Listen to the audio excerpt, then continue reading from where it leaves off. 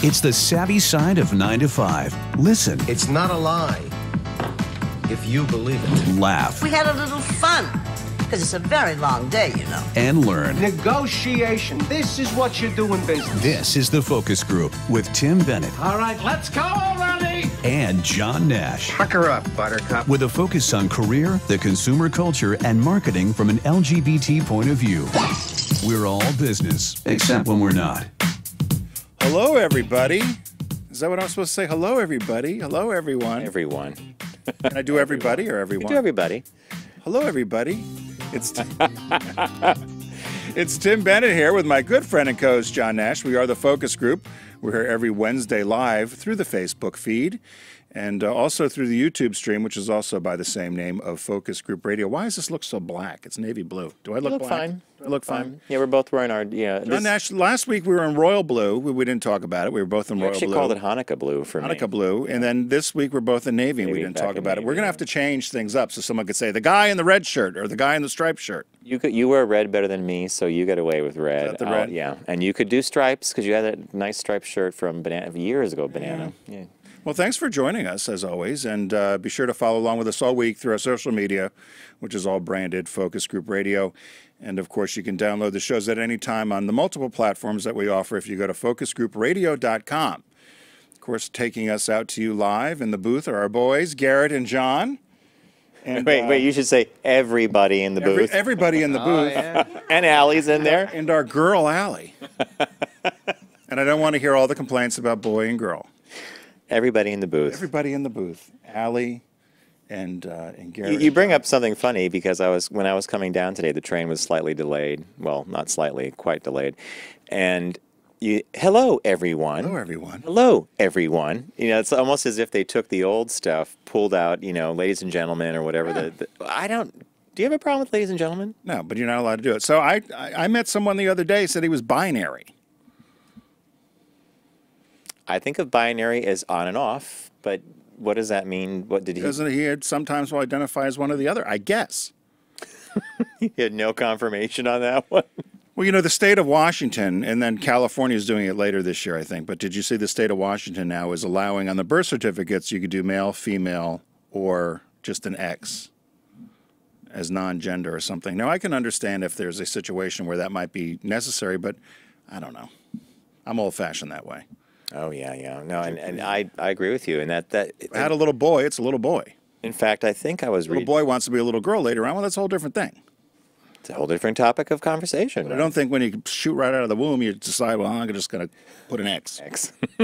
Marks the spot. Right. Anyway, we'll go down that rabbit hole. Who's our guest today, John? Good show today. We have Mark Vogler joining us from the West Coast, and he is one of the creators and director. What was his actual title? Is it marketing? Founder and principal. Founder and principal of Out in the Vineyard, a great event that we actually went to 2 years ago. Right. And it was Sonoma. We were in Sonoma or Napa? We were in Sonoma. And they do a really great experiential event, wine tasting weekend, some dinner parties. We had a great time. What you were nervous about, what I think is great about this event, they've won awards as being the best summer event, LGBT event, but just as events in general. You and I have been to ski weeks. We've been to white parties and circuit parties. This was a relaxed, comfortable event. Great crowd, well-attended. Diverse crowd, well-attended crowd. You were a little concerned because you're not a huge wine guy, but it's not about being a wine snob. It's not about any of that. Actually, it's a great wine and learning experience, right? It was a great experiential trip and a lot of fun. And Mark's going to talk to us about that, but also he just got selected to work for the National Science Foundation. I think that's how you say it. Mm-hmm. And he's going to Antarctica for 8 weeks. And he took a trip to Antarctica a while back. He was telling us he did that, but 2016 or 15, maybe. Yeah, or maybe even sooner. But he applied for this, I guess, grant to go on to the McMurdo station, McMurdo, however you say it. Anyway, I was curious about it. You and I talked about it and thought it'd be fun to have him on to talk about what that 8 weeks, what's in store for those 8 weeks, and then fill us in on Out in the Vineyard. So we're excited to have Mark. Depending on what decade or century you're in, it could have taken him 8 weeks just to get there. I mean, it's going to be quite a journey as it is. I think you go all the way down to the tip of South America, and then you have to go over to Antarctica. So that's I would love to go. Yeah. Would you go? I would love to go as well. Yeah. It'd be cold, but Well, you're all prepped for it. You know, you're allowed to bring X amount. And how far down are the Galapagos? oh, they're not that far. I mean, the Galapagos That's are off, not they're off Ecuador and Peru. Ecuador. Okay. Yeah, that's a little further north. That's a very distinctly unique trip because you do have to be prepared for it. You do have to bring certain clothing, and when you go onto the islands themselves, you're not allowed to take certain Go to the things. zoo. No reason to go there and Go to see Six a turtle. Flags Great Adventure. Turtle and a platypus. Go to the zoo. You want to feel old, John? Wow, why? Guess who's 65 today? She's a. I heard this on the radio on the way in. That's why I was Paused. shocked by how old they said she was today. But an 80s rock queen that we used to listen to all the time. Not Debbie Harry. No. The woman from Heart. Pat Benatar? Pat Benatar. Oh, my God. 65. Pat today. Benatar is... 65. Now, does that make you feel old? Because I think Blondie's probably 70 something, isn't she? Oh, my God. Deborah Harry, isn't she 70? Yeah, Maybe I'm and- wrong. I don't want to. And I wonder if you guys... 72? 72. Garrett holds up 70 plus the 2. The fingers go up. Wow. Time is. And you know, one of the band members from why am I spacing now? It wasn't Blue Oyster Cult. It was someone just passed away this weekend, and it wasn't ELO. I'll remember in a second. But it was and he was only 68, I think. You know, so it's when when the pop culture that we grew up with begins to just kind of. What I loved about Pat Benatar. Wait, it was the Moody Blues. It was a Blues, man okay. member of the Moody Blues. Yeah. What I always loved about Pat Benatar, she had the great slew of hits and kind of very much part of the MTV generation with the videos, and we all nailed the remember the video. videos. And then she was done. She went and she did more classical stuff. She did more jazz standards and sort of thing, but she got off the ramp. And I always admired her for that. What's the other guy who did that? Was the guy from Roxy Music, Brian Ferry. He did something similar. So did the guy from Talking Heads, David Byrne. David Byrne. You know, they all kind of then eased into a later career, which I thought was pretty smart. Some of the folks that try to hang on, God bless, sure. But I mean, she's doing another goodbye tour, isn't she? Okay, Vegas. so you're talking about a fascinating business principle and a brand principle. Leave on a high note. Yeah. And Cher couldn't breathe when she was doing. Do you believe? Remember, we heard her. yeah, we saw We Cher heard her in going off Vegas. stage with the thing. I thought she was going to have a stroke. She never finished a song. She couldn't. It was a Out of jukebox breath. musical. They kept going from song to song to song, costume to costume. She comes down in a cage. They put the mask on. She takes a breath. The funniest thing about the Cher concert, I'm glad we went, is the amount of people who laughed when she came out, because she changed, I think, 19 times. Yeah, huge He amount. counted. But the amount of people that would just laugh when she came out, and each outfit being more extravagant and ridiculous than the one before. Remember she came out on that boat with that white fur? I mean, the audience was howling. And I don't know Yeah. if they were laughing That's with her or at her. And I thought, man, yeah. I remember when you commented when we saw it right after the show. You said, "Hey, did you catch all this?" the laughter.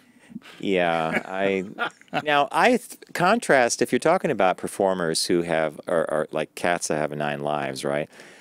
I'll say this, and I bet you're going to agree with me. I was bowled over by how good Donnie and Marie were when we were Yes. in Vegas. Now, I know that sounds The most entertaining show on the strip. like how surprising is that to say Something that? we were right? like, oh my God, I can't believe we're going We're to Donnie going to and Marie. this. Boom. He comes out, and he's now. Well, you know what? You had said it. I think you had said it, or maybe Andrew did, but I think it was you, because you were on it with them. Is that you said, you know what? They were raised. entertainers. They were entertainers, and they were raised to be entertainers, and they knew how to entertain a crowd. He touched everybody in the audience. Went by high fives, shaking hands. The women were jumping and screaming. He was running down the tables, and no, they were. And they sang. I'd go and see they him were- again. I'd go see him again. were That's fun. there. All you need to say is I would like Cirque du Soleil. Certain ones I'd see again. You go see Zumanity again. We've seen it a million times. Is everybody happy? Go to Vegas and you want to do something for free, they'll give you a Zumanity ticket. Although we love Edie. Edie, the hostess. We're going to shit can Vegas today, but we love Edie. No, we're not shit canning Vegas. We're will. shit canning certain acts. That's what we're doing. We're saying, hey, Frank Marino's was fun. he was another entertainer, right? He had the flu. He stayed after the show. We interviewed him. He gave a great interview. Did you enjoy the show? He did a great job. So that was a surprise. It was Frank Marino and old tired jokes like left over from the Bob Hope days, but you're still laughing. Still laugh because they're just so bad. Now the Pop-Off Pet Circus was another matter entirely. That was a from, what was that, sad America's Got Talent? No, this thing. One of those shows. I think it originated there, but it's a sad, like Czechoslovakian, Ukrainian circus. Peter should have been there. And that's the one where that bird flew off the stage and into Andrew's hair, and everybody freaked out. And then they come out and get the bird. Show shut down. Well, the animals were so petrified. I felt sorry for them. Oh, it was very it was a horrible. And you had that. We both got sick on that trip. We were driven to sickness. Wow. And you had Vanna White's dress in your room, didn't you? We sit at the Cosmopolitan. Planet Hollywood. Planet Hollywood. And they had costumes in each room, and my room had you had Vanna White's one of Vanna White's many dresses to walk over to the board and spin the letter. I'll take an E, please. I had, I think, Fran Tarkington's football uniform or something. I laid there eating saltines and Gatorade because we were so sick. Anyway. So what caught your eye today? What caught your eye? Here's what Tim and John found. Okay. This is a brand story on some levels, but it's about McDonald's, which I love. And you've talked about McDonald's on and off for a number of years, the coffee, salads, some of the healthier fare. So this article said, in an amazing move, McDonald's just launched a burger that may totally change how you think about McDonald's. Yeah, we'll see. Okay. Things are happening at McDonald's. The latest is the dollar menu, which is likely to cost you far more than $1. Yet amid all the excitement is the launch of a burger that could even change your view. In certain quiet parts of Oklahoma and Texas, McDonald's is testing something called the Arch Burger. Now, didn't they have something like that before? Yeah. So we're going to take a little sidebar right here. Okay. Thank you, John. In 1996, McDonald's launched what has now been called one of their biggest brand failures of all time, and it's called the Arch Deluxe. It featured a potato flour bun, peppered bacon, cherry tomatoes, romaine lettuce, and a mustard mayo juice called Arch sauce. And I think it was also a different cut of beef at the time. It's now back, and they're calling it the Arch Burger. And it's been updated, and the update is this. They're using fresh beef. Now, when McDonald's isn't fresh? It's frozen, meaning it's processed somewhere, the patties are made, and it's sent to the different franchises pick it up. But now they're claiming that they're sourcing this to be as fresh as possible in the different chain Someone's going to be back in the back forming a patty? Oh, my God, I didn't think about that. Well, just from a labor point of view, you're right. It's a whole different thing. So real beef, and they've been experimenting with using fresh beef in the Quarter Pounder. It's been very successful. But when people look at this new Arch Burger thing, they go all the way back to the earlier one, the Arch Deluxe. And the big problem with the Arch Deluxe was it was a food item that required you to think. So let's say you go into, here's what one brand expert said, avoid customer confusion. McDonald's is not a cognitive experience, it's reflexive. If I had to ask you right now, what was your typical order, I could do it for you because I know 2 cheeseburgers, French fries, and an orange drink is what I used to get in high school. And so guess what? That's reflexive. Do you remember my order?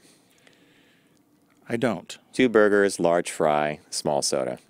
So you wouldn't do a cheeseburger? I didn't like the cheese, but we'd always laugh because we'd go to McDonald's, you'd do that. And at the time, our friend Stephanie Slider used to be the cashier. We'd order all this food. Father owned the franchise. And then she'd say, a quarter, please. We'd pay for a quarter because she was our friend at the front desk. Those little things they would do, yeah. That's what he's talking about. It's reflexive behavior. You get an order in your head, and he said, we treasure not having to think about it. By extending the range of products, you now have to actually puzzle over what you're going to get, and they're wondering if the Arch Deluxe, well, that was the Arch Deluxe problem. So we'll see what happens with the Arch Burger, but... Well, that was one of my... So when I drove out to Ohio when I was going to Marietta, that's really the only time I get fast food anymore. That's all you have on the road, really. Right, and I used to love McDonald's, and I still actually do like McDonald's because it was always consistent. It's similar now to when people go to a Starbucks or a Dunkin' Donuts or whatever, one of these chains. You have a certain bar of quality, you know what you're going to get, yeah. But my struggle with McDonald's, and I recognize this, it's funny as you read this about being reflexive, was that the word reflexive? Yep, reflexive behavior. I walked in, and it has a digital menu, like a big TV screens at McDonald's, and it's constantly cycling through. And me not being familiar with the menu anymore, I had no idea. So I tried to look for the dollar menu because I thought, well, if there's a double cheeseburger, I'll just get that. And as opposed to 2. Avoid the fries or whatever. But the issue with McDonald's, as you know, if you don't buy one of those meal things, Number you one. could spend $9 to get a burger and a drink, rather than. But you have to stand there and actually look at each combo. But you know, they're trying to do the throughput, and there's people in line and behind. And I was really confused when I got there, and I was looking at that menu board because I was not familiar with any of it, and it kept changing. And so I wonder if that's one of the issues as well. When they used to just have a static board, you look at beverages. Oh, okay, I'll do a shake, or I'll do a drink, or I'll do a milk. I bet you even remember what a cheeseburger was usually back when we were kids, 89 cents compared to like a normal burger was 69. I was going to say 59, 60. Yeah, and then the large fry I thought was like $1.19. I forget how. I'm kind of close on these price points, but the author of the piece that for Inc. magazine actually that was talking about this Arch Burger, not the Arch Deluxe from 1996, says it could be a big change, but they have to overcome this ingrained consumer behavior of I go to McDonald's, I get this, that's it. Kind of like when we were on our road trip and I went in and got a salad. Oh my God! And they had to blow the dust off the salad box, and they handed She it asked to you me. 3 times. You want Are you what? sure you want a salad? That's when you were being a little flat belly by the pool in Vegas, and you were eating healthy cross country, which I did not enjoy. Tempting healthy eating on a cross-country trip. That was the scariest McDonald's I'd been in a long time. It was What was that town? Was where that teepee hotel was? Falstaff, perhaps? Falstaff, Where Arizona. that teepee hotel was it? New Mexico or Arizona? It was one of the two, but I thought we were in Falstaff, but I'm probably wrong about that because I'm probably wrong about that. But you were not comfortable in that McDonald's, and I made it worse by ordering a salad. Well, they looked at you. I mean, first of all, you and I strolling in there. Second of all, you ordering the salad, and they had to hunt for it. Well, It and went we in the also back. pulled up in a turbocharged Beetle. Yeah. The beautiful sunroof. Everyone else was in a beat-up We're in like pickup. T-shirts and shorts, and there are these Little plaid Every shorts. car around us was a massive SUV, Silverado yes, or pickup truck. and they're Trailers usually on the back. dirtier the better. Yeah, we're working. I'll have the salad, please, with a non-fat dressing. Does that come with a hard-boiled egg? Yeah, I was really that bad. I was really Well, that bad. you were. So that's what caught my eye. Now, if you were watching, if you look at that, so what it looks like to me, I love Five Guys hamburgers now. That's exactly right. That's what it. And that's what that looks like, a Five Guys or a Shake Shack. Although I understand Shake Shack's not doing well. Oh, I'm surprised. They've expanded themselves. They're in Philadelphia now. And I did go to a Shake Shack in the King of Prussia Mall at Christmas time.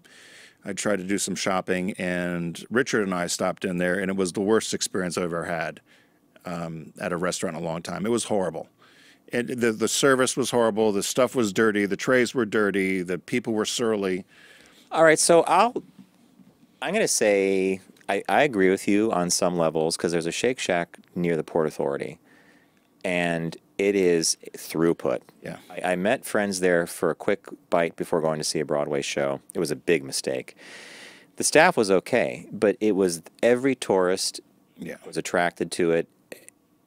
I'll flip around, though, and say if you go to a different location, like they actually have a Shake Shack up at the track in Saratoga, the horse track, completely different. People are standing in line. Are they franchised, I wonder? Well, if they're not, then they hand-pick their things, but it would... This staff of King of Prussia needs help. I'll just say that. Telegraphing King of Prussia. King of Prussia. Prussia. Mine is a little different, also a business story. And the original story I picked, I want to tell you about. I've had to do this lately. I picked the story and I read it and I didn't believe it. And then it was everywhere. So is it true or not true? Not true. Okay. So I went to Snopes, SNOPES. Yeah. And it said this. It gave the story, and then it said false, and it said this story's been going around, and people are posting it. Da da da. But it was essentially this woman that has her cat steal jewelry in the neighborhood, and there was this whole long story about all these things the cat had stolen, and she taught the cat to steal little. I want to believe in Santa Claus too, but and da da da da. And I said, so for me was, how do you train a cat?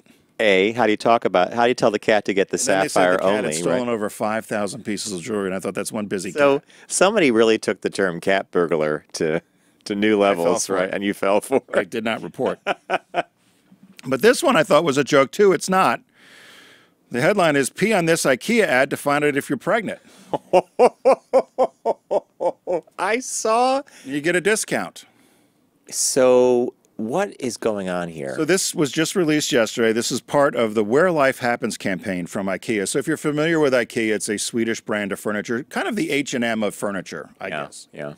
And they've got this crib called the Sundvik. Of course, I can never pronounce anything. Sundvik. Sundvik. I'm going to say it's a Sundvik. But they've got this campaign called Where Life Happens. And they said they've done a great job embracing life's realities with their Where Life Happens campaign from the Swedish firm Agstam Holst. It's always so rough. It features the struggles of folks like a single working mom, divorced parents, so on, so on.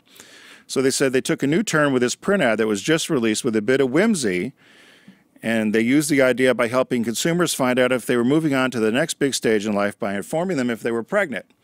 So at the bottom of the ad, you pee on it, and if you're pregnant, there's like a pee strip there.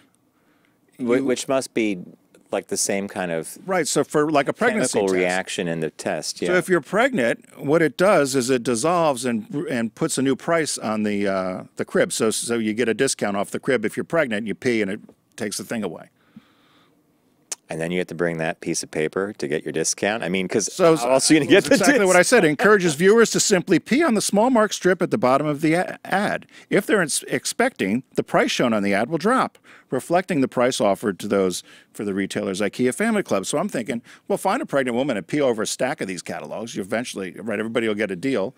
But can you imagine taking a soggy ad into IKEA with pee on it?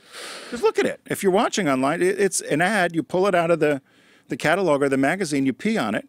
Imagine taking your pee ad into the IKEA. Who's handling that? Me and Tim both come from a long career, but long careers in marketing and advertising. Tim was in corporate. He was on the corporate side. I was on the agency side. I can tell you that a print ad goes through multiple meetings, many eyeballs, tons of people sign off on this. I'm puzzled by how this, how did this happen? Well, they're Swedish. Okay, well, right. I guess that's what I'll say. But they said so the ad agency worked with some place called Mercine Labs to develop the ad, and they said they use the same technology that you would use in a typical pregnancy test strip, where you would pee on it to see if you're pregnant. If you were sitting in a room as a creative director or as a marketing director or a VP of marketing, CMO, whatever the title you want, and I'm in there telling you I got a great idea for an ad campaign. We're going to have our customers pee on the ad. If they're pregnant, it's going to reveal a $100, price deduct discount. Did everybody jump up and down? Like, it's the best thing since sliced bread. It's better than sliced bread. Then your logical question would be, so how do you get the discount? Well, you got to bring the ad in. And then if I'm an employee at IKEA, do I want to handle the piss ad? Oh my God! It's almost like you got to bring it in a Ziploc bag. Anyway, it's IKEA. And then you have to scan. It would be better if the code was under they had to beep. They had to scan the code as well. I want to find one of the ads. So I can tell you if you pee on it, it's not going to change. Well, I'm wondering if I peed on it, if it would change. I'm telling you, it's not going to happen. I mean, you're not. You don't know. Well, that would be hilarious if a guy came in to buy. There you go. There's a lot of ways to game that one. Let's start thinking about that. Business birthday. Everyone does celebrity birthday greetings, but the Focus Group is the only show in the universe that celebrates business birthdays. Do you know Roy Edward Disney, John? Brother of Walt Disney. Walt. And also chairman of the studio for many, many years. Yes, born on this day, January 10th, 1930. He died just short of his 80th birthday in December 2009. He was a longtime senior executive at the Walt Disney Company, which was founded by his father, Roy Disney, and his uncle, Walt. Oh, his Uncle Walt. Uncle okay. Walt, Uncle yeah. Walt. I thought, okay. At the time of his death, he held more than 16 million shares, which was only about 1% of the company. And he served as a consultant. He was director emeritus of the board.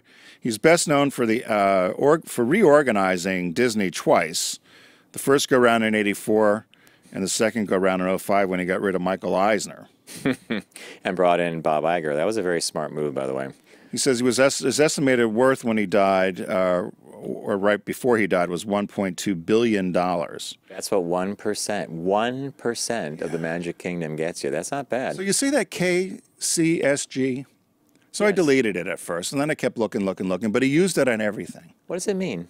Well, So Roy Edward Disney, comma, KSKCSG. KCSG, and then it would be Senior Executive Vice President, Walt Disney Companies. Well, apparently the Pope gave him this title. He was knighted.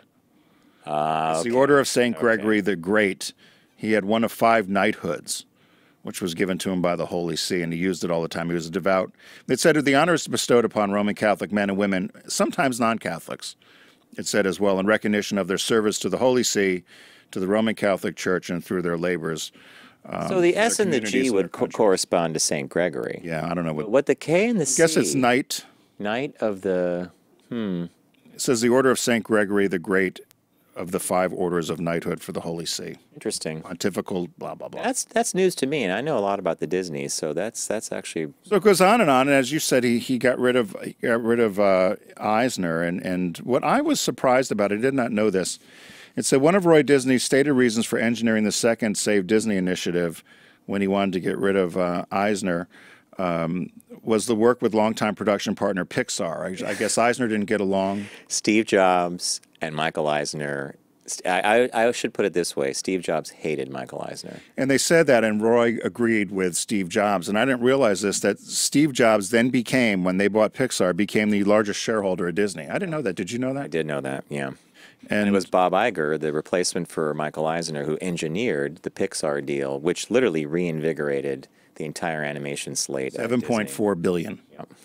So it was Steve Jobs, and then it was Michael Eisner and Roy Disney, which were the top 3 shareholders. Each had about 1.5%. At the time, Pixar was winning Academy Award after Academy Award year after year, and they engineered the merger so quickly, relatively speaking, in business after Eisner was out, that it was done very, very much to show everybody that Eisner was not liked by Jobs. And the minute that changed, Kingmaker Jobs.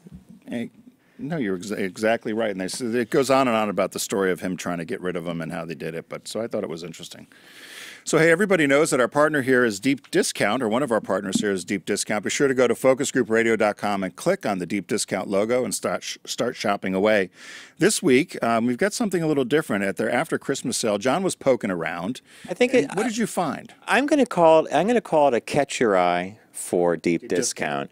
So I associate Deep Discount with movies and TV, but it's music and it's turntables, it's electronics and toys. It's a whole fun experience. I do love going. And we have a stack this high of media to get through. I just got a Gumby, the 1950s Gumby and Pokey show. But I found an article about a short documentary, 11 minutes long, and it's by a filmmaker named Adam Rothman, and it relates to cinema, and I was fascinated by this. So the movie's called The Collection. It's on Vimeo or YouTube, and I would definitely think you should search it out if you're a fan of movies, by Adam Rothman, that chronicles a unique piece of Hollywood history. Tens of thousands of plates and blocks used to create the newspaper advertisements used for nearly every film that hit theaters before the 1980s. So in the old days of print, they would actually make a die, like a copper die, and it was the reverse of what was going to get printed. It would be put in the press, and then would, so the studios would create multiple sizes of these dies and send them out to all the movie posters. They're mini movie posters, right? And they'd send them out to all the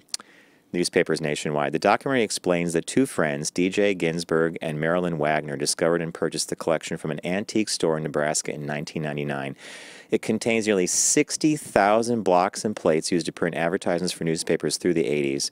As publishers shifted, this changed, and they didn't do this was no longer a viable process. Everything became digital, and the company in Nebraska that used to manufacture these for the studios went out of business, and they just sat in a warehouse.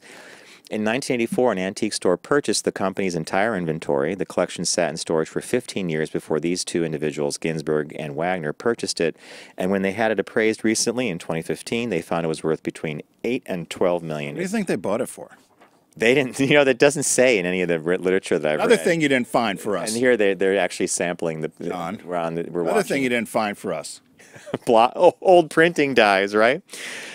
Ginsburg says that they've spent the last 17 years working to catalog and restore the collection to its original condition. The collection includes blocks used for films such as 2001: A Space Odyssey, Blade Runner, Star Wars, Planet of the Apes, and many others. Some of them are up here. They're all in reverse.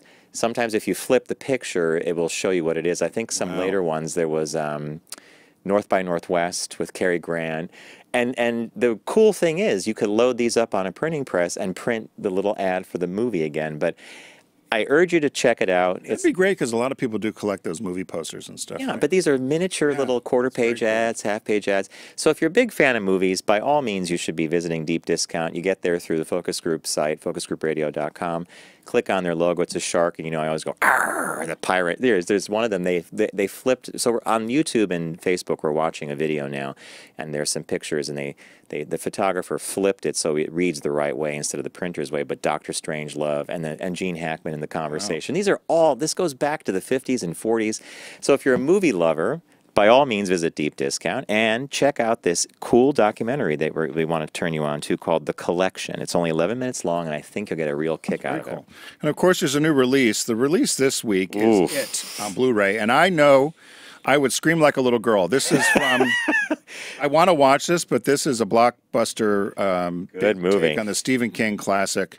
And it's about a nondescript town in Derry, Maine, which finds itself stalked by a monstrous sewer-lurking clown who lures trusting children into unholy demise. Now, is the clown called Pennywise?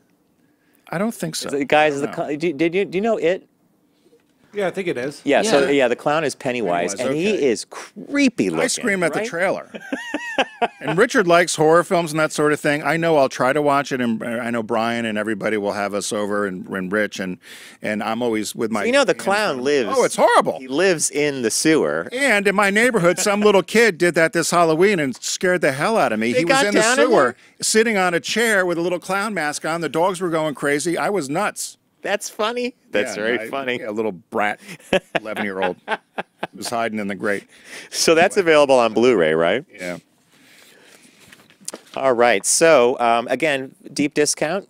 Visit the site via focusgroupradio.com. Click on the shark logo. It is the new Blu-ray release. And Garrett, what do we say? Thanks, Deep Discount. Excellent. Thank you, Garrett. We are going to take a really quick break, and when we return, we're going to be joined by the one and only Mark Vogler. We're going to be checking in with him about Out in the Vineyard and also his upcoming amazing trip to Antarctica. So stay with us. We'll be right back.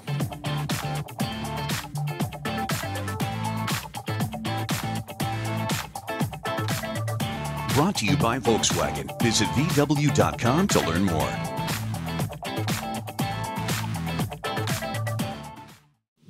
Focus on the savvy side of 9 to 5 with the Focus Group. Try, really try. Listen, laugh, and learn with Tim and John. I never try anything.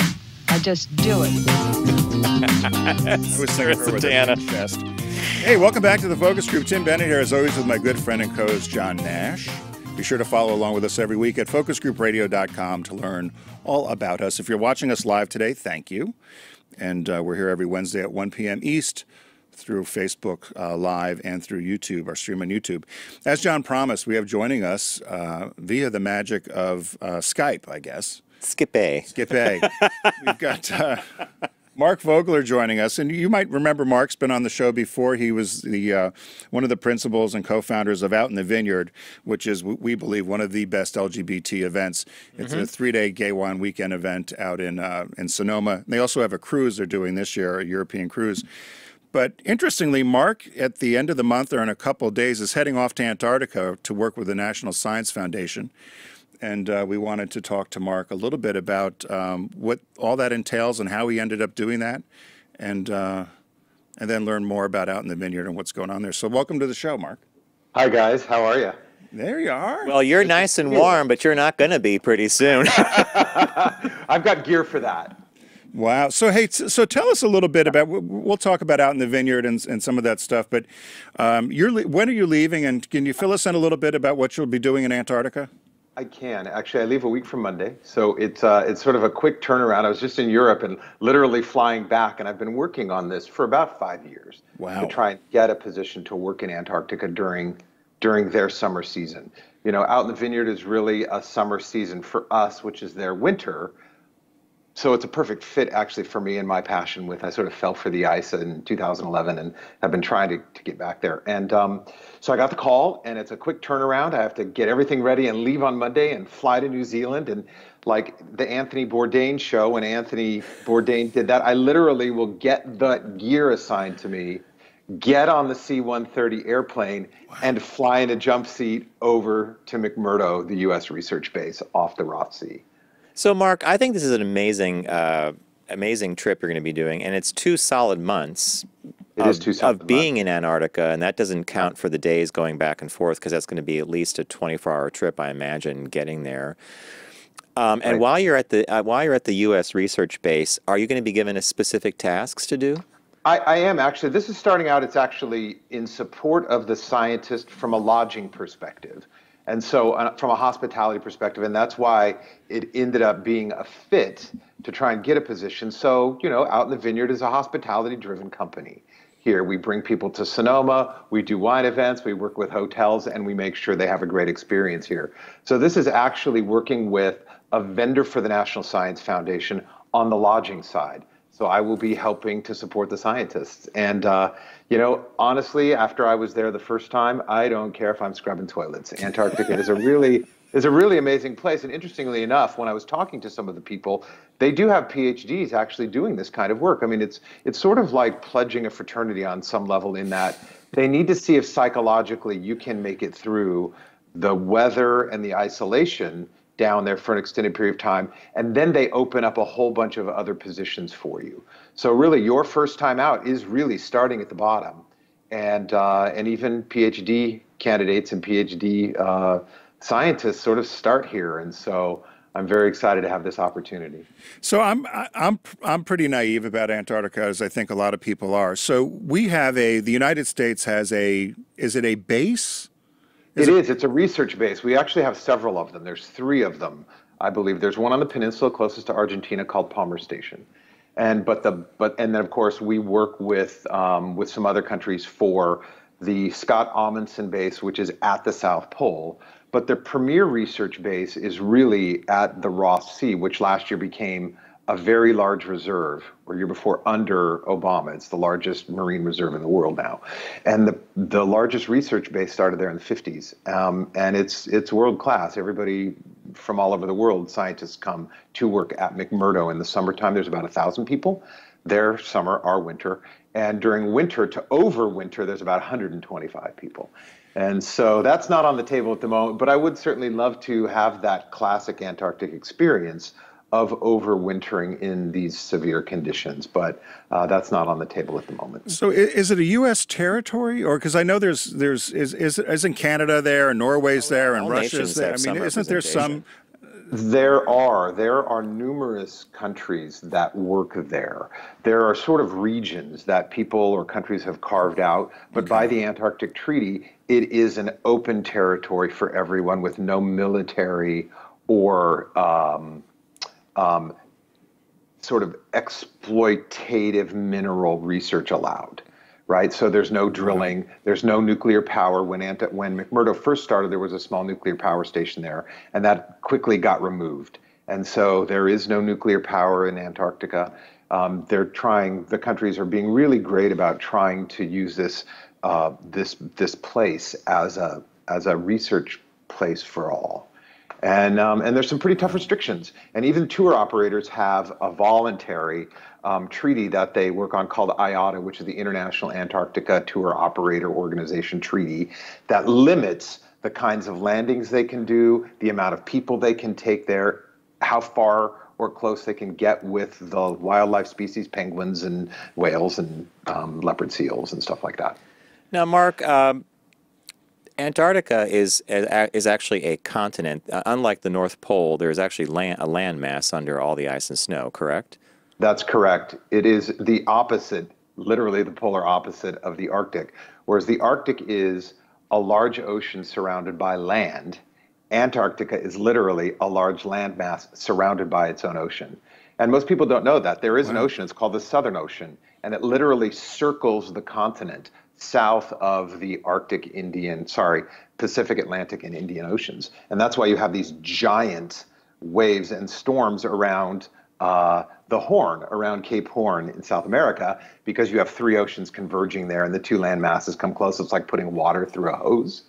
it speeds up right there, and you get these crazy waves over the Drake So Passage. a lot of the research that I read about in Antarctica, I mean, they do amazing things. They bring up ice cores. They'll bore down and they bring up, and they can look at ice samples, carbon date them. They can go back thousands of years and make very careful measurements of what our atmosphere was like hundreds and thousands of years ago.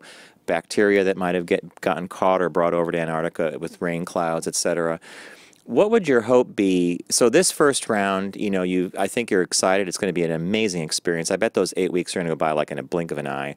But a return visit for you, what would you hope to be doing there? I would hope to be out actually doing ice cores, pulling ice cores and working in the field. There's a blogger, I forgot his name now, that I sort of followed and helped me with understanding this process, who did the same thing, started in hospitality, and then the next season he was out in the field, out toward the South Pole, pulling ice core samples with the scientists. And that's what I would love to be doing. There's also a place about 40 miles inland from McMurdo called the Dry Valleys. And there is no ice there. It is literally the driest spots on Earth. It's gravel.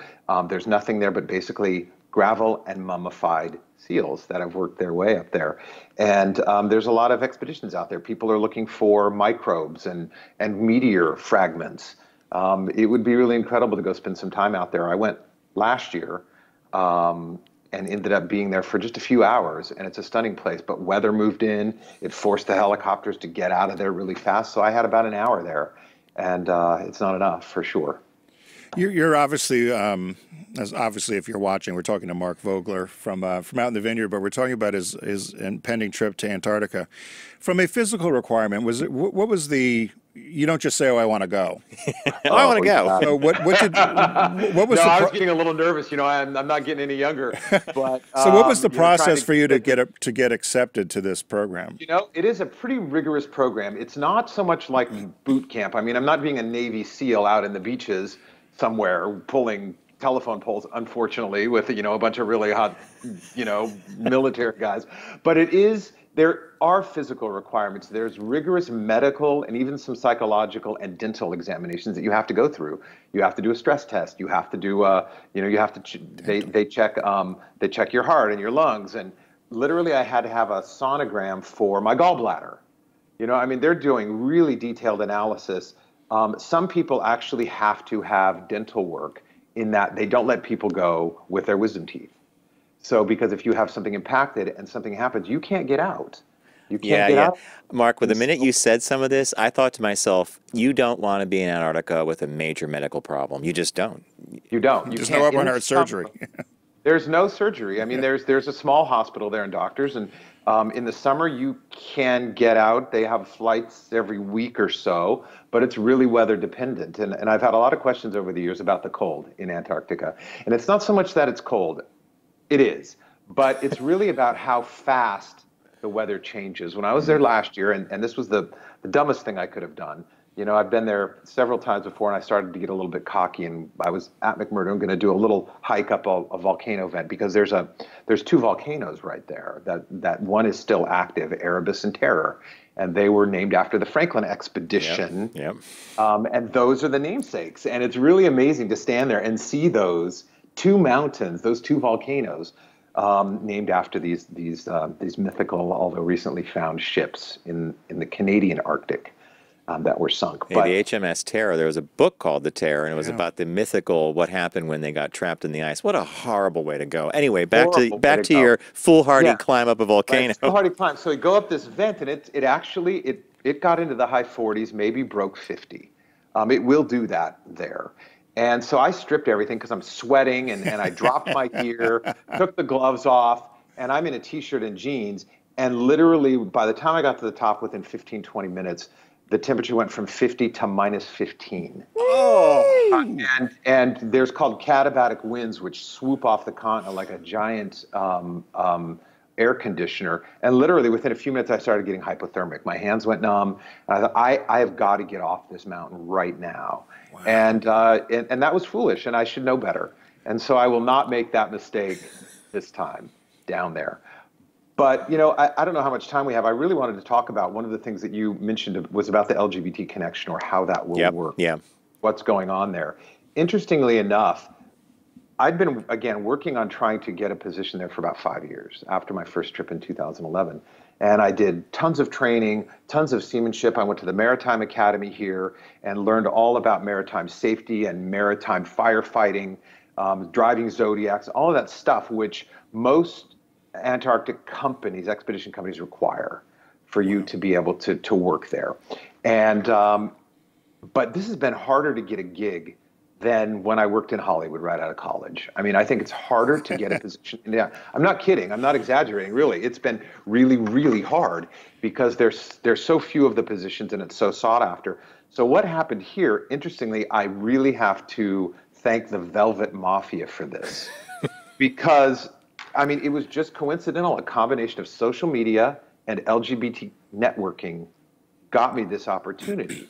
I've been applying for years to this program, 30, 40, 50 different jobs over the course of the years, and never gotten a response back.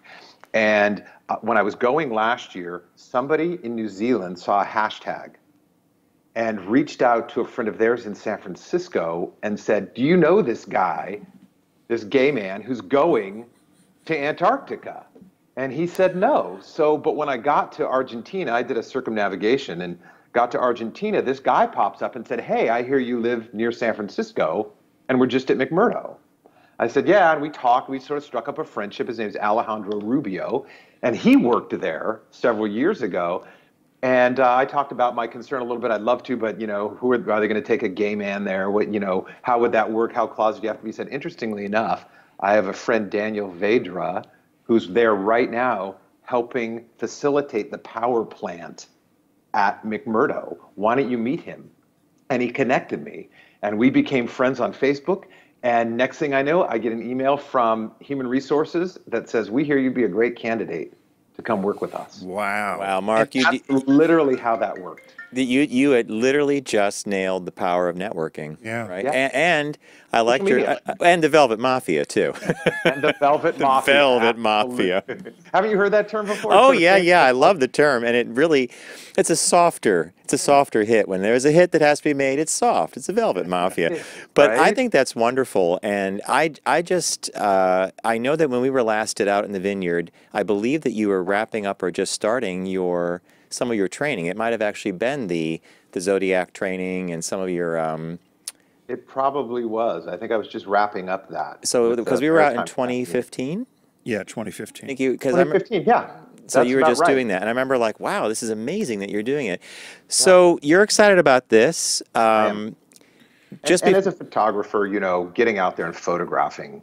I mean, Antarctica is amazing. I call it Neverland because you have basically magic hour for 6-8 hours at a time. Wow. Wow. It's really stunning. Are you going to do a blog aside from, because I know you're probably at your max of Facebook friends, but I enjoy reading on a lot of your travels. You're an excellent writer. The pictures are great. And are you going to do a separate blog for people to follow your journey, or do you not have time for that? Well, you know, I'm not sure how much time I will have down there because it is requirement of 6-day weeks, 10-hour days. Wow. Work week. So I really have one day off a week, much like being on location on film, in film work. But the biggest challenge for me is going to be there's incredibly limited internet access. I was wondering about that. Yeah, what there is the scientists get the bandwidth.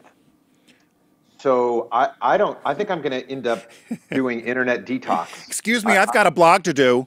Right, exactly. I know you need to get this to DC, but global warming, but you know, I got to get I got followers here. But you know who I am? Right, exactly. My mother's going to kill me if she doesn't hear from me. But so I will be writing, actually, interestingly enough. I'm going to keep a journal. I am going to write and pretend I am just online anyway and continue to document as I do in my travels. I always want people to, you know, I think that sometimes we travel writers or bloggers we take ourselves a little too seriously, right? It's got to be this big article, this big serious thing. And I really like people to live it with me. So I try to post as things are happening, right? Where I'm going, what I'm doing, the experiences I'm having, places I'm seeing and staying. And that's good and bad. I think it makes for a great live feed, but when I go back and look at my pictures, there's a ton of stuff that I have that wasn't really covered. And so this will be an interesting exercise, I think, in how do we put both of those together? right? How do I have to have 'em put back. together something that feels live, but that also might have some things that are documented a little more detailed? So Tim just looked at me and he said, we have to have him back. After So 8 weeks, you'll have to come all back. right, you're going to know- definitely come and debrief us, and we will want pictures too. Yes. Yeah, And I think it will be the book. I think 8 weeks on the ice. You have to have a title to start. So before we let you go, Yeah. let's do a quick rundown on Out in the Vineyard, which you're going to Right. be managing and helping to put together. Oh, it's your baby. July 20th to the 22nd, 2018. It is. It is. Are you expecting any challenges this year because of the wildfires in California? The only challenge I think is getting people to understand that Sonoma is in really great shape. Ah, okay. Santa Rosa certainly had some pretty massive destruction, and it was really hard to be here in Sonoma Valley. We were kind of cut off. We had fires on both ends of the valley, so we couldn't really get out, and media was limiting. And I just flew back from Greenland on another gig and flew literally into the fires, and it was really hard. And a lot of people have some really bad PTSD. I mean, I have close friends who lost everything. Wow. Thankfully, I'm Wow. okay. But there was a lot of rumor and a lot of fake news around Sonoma Valley wineries are completely gone. Everything's burned to the ground, and that's not the case. The hills certainly were burned. We lost a couple wineries at the top of the mountains, but Sonoma Valley's intact. Chateau St. Jean, the amazing, gracious host of our tea dance and the major fundraiser for Gay Wine Weekend, got a little scorched. There's a few burn marks, but the place is standing. It's beautiful, and they are hosting. I'm laughing, Mark, because thought back here in East Coast, they said Chateau St. Jean. We were there, gone. Gone. I went to the local store and bought every bottle of Chardonnay. So, Well, thank you, though. And we did get that. And part of the reason I grabbed when I got here, I didn't know what to do. I needed to help. I needed to get the word out because people were asking me from all over the country, what's happening with St. Jean? What's happening in Sonoma Valley? People were genuinely concerned. And so I pulled out my little Man About World press pass. I do work for Ed Salvato and Man About World as a contributor. And to my surprise, it got me behind the fire lines. And I was able to drive around. And I did videos, daily videos, posting the status. And literally went to St. Jean, saw it there, posted a picture, and some woman in the East Coast tried to contradict me and said, that's an old picture. Here's some pictures that I got off the Twitter. lady, I'm on the lawn. Lady, I'm standing here, and I live here, and I used to work here. So, it was, but what I did tell people who want to help, we got a lot of people saying, like, day 2 of the fires of 12 days, they burned for nearly 2 weeks. What can we do? How do we come out? How do we help? And it's sort of like we have enough volunteers already. Clothes are being sent. The best thing you can do is buy Sonoma Valley wines. Yeah, Literally, that trickles down into revenue, which helps employ the people who are hourly wage workers who lost their jobs. And it helps the vineyards to rebuild if there's been any damage. And John and I have said for anybody, and I know in 2016 and 17, Gay Travel gave you guys the best event and the summer award. And Well deserved. we said to John, there's circuit parties, there's gay ski weeks, there's all that stuff, but the event that we attended and we plan to attend again was by far one of the most fun weekends we had, and people from all over the country. You and Gary did a great job, and it was just so much fun to be out in Sonoma. It's such a great part of the country, but it was comfortable, it was relaxed, it wasn't, you didn't have to be a wine snob. I think sometimes people get scared of that. It was just a great weekend to be with a lot of fun people. Now we hear that you guys are also adding a Europe wine cruise that's happening September 14 to 24. If you visit, I guess you could visit outinthevineyard.com, right? You can. Actually, all of the events are up there. Those are our 2 big events. We have a couple other things Gary and I are working on that'll be a little quieter and put out there, but very special and intimate, maybe one-day events. But this, we decided it was time maybe, we've had so many people come to Sonoma and understand sort of New World wines. We were approached by a tour operator or agent, Adam Martindale, who works with Oceana and cruise planners, and said, we'd love to put an old world wine cruise together for you. And so Gary and I talked about it, and we thought, what a better way than to introduce a lot of our customers who are New World wine people, mostly Canada and US, although we've had people from Australia, which is also New World, and Europe come to Gay Wine Weekend. We thought it'd be nice to turn the table around the other way a little bit, and let's go explore the roots of California wine country. Where do they literally come from? How are the differences in the wines? So Gary and I are going. The first 25 who book get to have dinner with us. We're going to do a winemaker dinner on the boat, on the ship, I should say. But it's I think it's going to be really interesting. So we are doing Portugal, Spain, France, and Italy. And Wow. I think it's going to be a really amazing 2 weeks. Beyond the fact that it's just beautiful countries to visit, right? gosh. And the time of year you're doing it is so perfect. It's right after all the tourists leave. around your It's right birthday. after Labor Day, and it is around Maybe my we could do that for your birthday. birthday, John. Maybe you guys should come and then you can broadcast from there. We could do a show. I'm saying yes right now. You know, I looked at if you look at the map, we have a picture of the map here if you're watching online of the ports of call. But, you know, from Barcelona to Lisbon to Mallorca to Portofino and Florence and Rome, I mean, it's unbelievable, really. Yeah. And it's, so good for you guys. All right, so it's a great. you know, I just had a thought. You could be the most popular guy down in Antarctica if you fill that suitcase with those little half bottles of wine, right? Well, you know, it has been crossing my mind. How do I get wine there? Because unfortunately, I have a limited. Yep.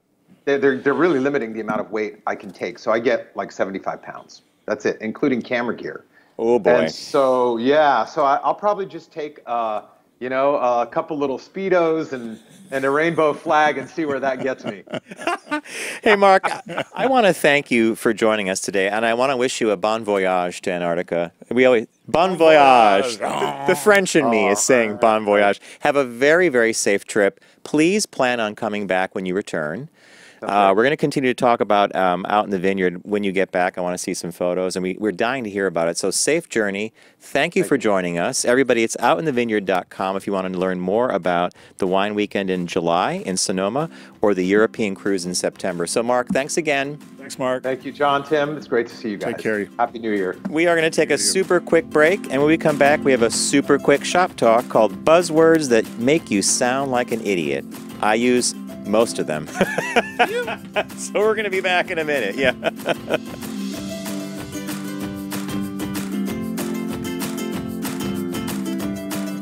Brought to you by Volkswagen. Visit VW.com to learn more.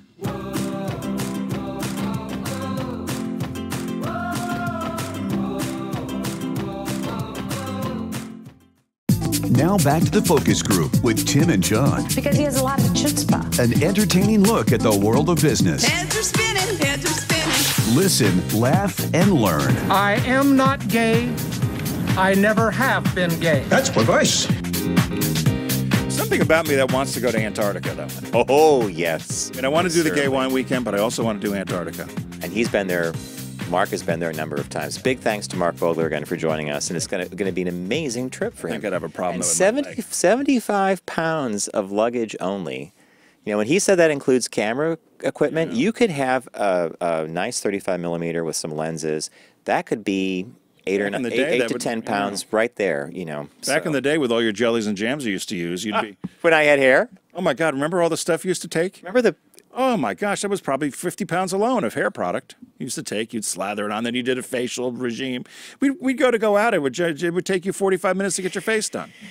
Well, it was hard, you know, when you had hair, when you had long blonde hair, and I wanted to look like Jay Gatsby. I used to take this pomade crap and smear it in. Yeah. My life is much easier now. I could basically wash my hair with Ivory soap. We're not going to go That's there. good. So John pulled this shop talk. It was 10 business buzzwords that make you sound like an idiot. And as soon as I read this, I laughed. And I'd written something down years ago. There was a woman that called me when I was working at Subaru, and she was on the phone. She was chewing gum, too. Oh, Which God. I hate it. But so she was calling me, and she said, it was something like this. It said, I want to offer you a robust solution that will break the mold and kill the sacred cows. And I said, what are you talking about? I want to offer you a robust solution And she, that will and I break the sacred... break the molds and kill the sacred cows. It's robust solution. And I don't know. Did she write these things down? So I said, what are you talking about? What does she want you to She goes, sell? well, I've got a robust solution. I said, a robust for what? What are you talking about? She was selling customer service software. So she was selling some kind of customer service database software. It would have been funnier if she was selling paper clips or office But it was so supplies, ridiculous. And I remember her, going on. And I just said, will you just speak English? I don't have any idea what you're talking about, and you're making no sense. So when you pulled this, I just laughed. And All right, so we're going to give you the words pretty quickly.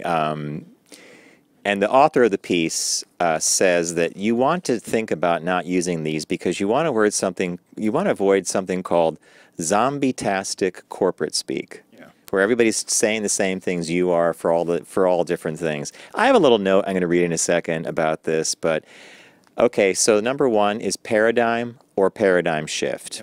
I get that. Everybody uses that. Number two, I use this all the time. I do too. At the end of the day. It's a phrase. At the end of the day, we're still going to go to market, whatever. I have no problem with that at the end of the day. I use number three, deliverables. All the time. And it's funny because on spell check, it always wants to correct it because it's deliverables instead of deliverable. Oh, yeah, exactly. It's the deliverables. This fourth one is using the phrase core competency. That's an HR word. It's total HR, and they use it all the time. This one, as is the next one. Bat it around constantly. Best practice. Best practice, or best practices. Yeah, best practices.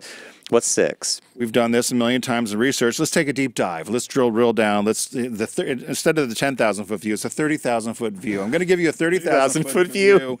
We're going to do a deep dive into this and really drill down to find out who the consumer is. Here's a word I agree with. I stopped using a long time ago. Synergy. Yeah. Synergy's off. That's old. That's very 90s. Yeah. What's number eight? Game changer, disruptor. I'm going to show you something that kills the sacred cow. Sarah Palin was a game changer, wasn't she? She was a disruptor. I'm not sure she was a game changer. Number nine, I don't really hear anybody talking about this. Blue sky thinking. Right. Now, do you know what that means? Yeah, well, it's sun and clouds. Everything's going to be fine. Everything's wonderful. The big blue marble. Yeah, and then the last one is right sizing. Right, which is another word for layoff. So I wrote a note down. And I wrote a note, Tim, and the note says, do these exist because it's simply an easier way to communicate on this? Everybody, it's like a business that uses a lot of acronyms. Or, is this just what it is because we've all become used to it? You're trying to be nice, and you and I have been in meetings with corporate partners, even recently, and we hear a lot of these. Sometimes they grate on me, other times I just understand as part of the trade. Yep. A lot of times they're used and people don't understand them. We had a whole vocabulary in the auto business that if you weren't in auto, you wouldn't have quite understood. The one I wrote down, I put it on a slide here, which it's my pet peeve, the one I hate most, the word that I hate most. Which is? Ideate. Oh. There was a smacked ass I worked with that came from Pepsi, and that was a big word at Pepsi. Ideate. Was ideate. Let's sit and ideate, which meant you're going to come up with ideas. Let's ideate that. Let's have some ideation. Don't we have a perfectly decent word for that already? Let's brainstorm. Yeah. Well, I guess brainstorm sounds like. Or let's come up with some new ideas. That's even better. Let's come up with some new ideas. Does anyone have any other options or some other thoughts? Are there any other thoughts? Let's just sit down and ideate that for a while. We'll chew on it. We're going to chew on that for a while. That's another phrase. Yeah, chew on it. Chew on that for a while. There's the buzzword bingo. I put that on one of the slides too, and some of the words were included on there. But you knew somebody, we can't mention who, but that used to happen a lot. People in different offices would do the little checkerboard, and whenever you heard somebody use the phrase, you'd click it off or mention the name of somebody, you'd click it off. They didn't put it on here. I've heard a couple, and you and I have sat in meetings where we've heard people say things like this too. Like a classic one is, let's let that sit in the brain pan for a while. The brain pan. Well, what are you asking me to do? Think about it. You're asking me to think about it for a while, but it sounds funnier to say, let's put it in the brain pan. Have the idea germinate. We'll have the idea germinate for a day or two. Yeah, you sit on sit on it and let it germinate. What other, those are the ones that make me smile because that's simple English. I want you to take this home and think about it for a while. Okay. I had two favorite ones at Subaru that people misused. Which were? They were just words that people would. You don't want something to carnivalize. Oh, I love this story. No, but they said we have to be careful that the Forester doesn't carnivalize Outback sales. And I said, carnivalize? Cannibalize. This is just the wrong use of a word. It's a buzzword. And the other one was, he didn't want to be pigeon-toed into a corner. I said, you mean pigeon-holed? I don't know that I heard the pigeon-toed story before. He feels he's pigeon-toed into a...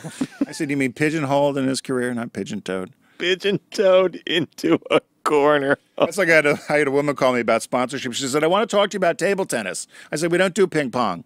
She said, no, it's table tennis. I said, is it a green table with a little net? It's ping pong. We don't do ping pong.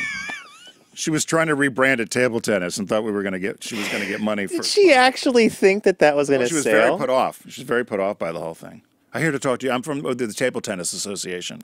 I said, ping pong? I said, how does an all-wheel drive car enhance a ping pong player? Oh, hey, I just want to say for the record, for anybody who's watching and listening and has done business with me when I own my 2 agencies, if you ever got a no, it's because we had if you presented something to us, it went through a very, very... How does the product enhance or... What does this alignment do to let people know that it's intelligent driving, all-wheel drive, the authenticity, control, power. And I never forget the time I sent you something. Someone sent us in a drawing of a Broadway theater. And on stage, there were screens everywhere, and everybody was using their BlackBerries, because this goes back to like I want to say the late 90s, early 2000s. And the proposition, they wanted $500,000 for Subaru to sponsor a Broadway show where everybody's sitting in the audience texting and using their phones. Yeah. And the first question out of my mouth was, why this brand? Because I was trained by you. Why? It could be any car, right? Why this brand? It has to be Subaru. And then we faxed you. We sent you the drawing. Yeah. I get a call. What the hell am I looking at? If an all-wheel drive car does not enhance that product or the experience, it doesn't get done. It's an easy way to just cut through the clutter. Now, if Madonna were driving the car out of a closet. You know that. All right.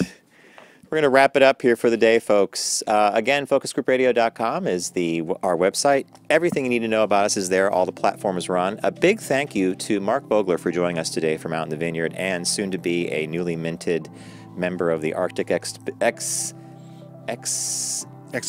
No. Expedition. Expedition. Why did I forget the P? Let's go to Antarctica. Laughing about all these words. I can't even say a normal word right. Thanks to Deep Discount for being a partner of ours here on the Focus Group. Visit our site, focusgroupradio.com. Click on the shark logo, the Deep Discount logo, and start saving. Check out that fun documentary called The Collection about movie advertising dyes that were used for printing. It's a super cool thing, at least I think so. So you're going to have to watch it. Big thanks to Volkswagen Group of America. Atlas and Tiguan are, in fact, the Tiguan was just dropped in price. Why'd you put that zipper up all the way? I thought I would do something a little different. Well, you got my attention. Anyway, there's been it helped my posture, I think. 2018 Tiguan has a little price reduction. Might make you want to check that car out. I want that car, and you won't let me get it yet. Keep saying that I'm the one denying you the Tiguan. You are. You have a leash, you have a wagon, you're set. I'll let you get a new iPad. Years ago. All right, we're going to have to take this brawl off camera. All right, folks. Thanks for joining us. We'll see you next week. Oh. What? Don't text and drive. Don't text and drive. Arrive alive.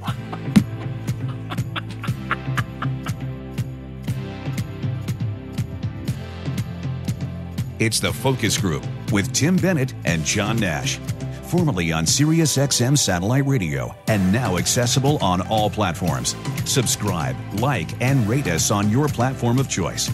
Learn more at focusgroupradio.com.